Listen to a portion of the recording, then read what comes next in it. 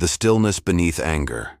How to find the quiet strength that anger hides. This is inner signal. There are moments in life when anger feels inevitable. Not because you are a difficult person, not because the world is cruel, but because something inside you feels exhausted, pressured, or unseen. Anger is not the real problem.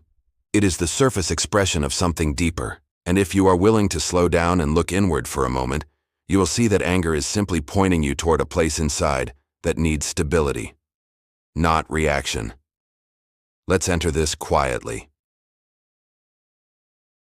Anger is not fire. It is friction.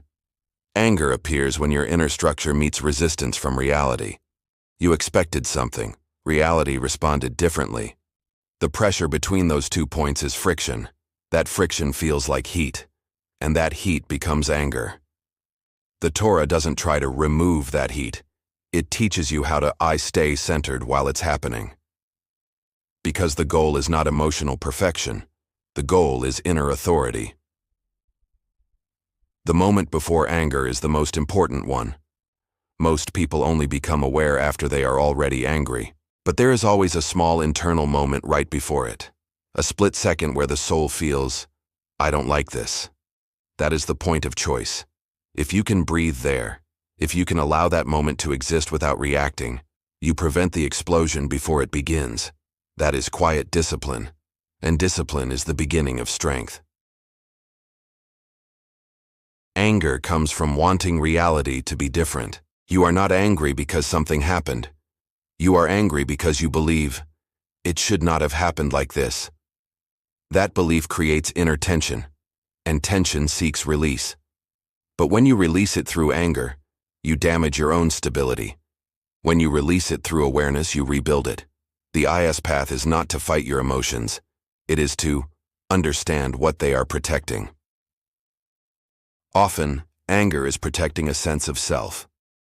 Inside the anger is usually a fear. I am being dismissed. I am not being valued. I am losing control. Anger tries to repair that by force, but the real repair happens when you return to your center and realize your value and your strength are not determined by the moment. They come from something deeper and more stable inside you. Once you feel that, the anger naturally softens. The quiet alternative to anger is not weakness. It is presence. Presence means, I stay here, I don't disappear, I don't explode, I remain myself. That is the kind of person others trust, and the kind of person who trusts themselves. And self-trust is what heals the inner world.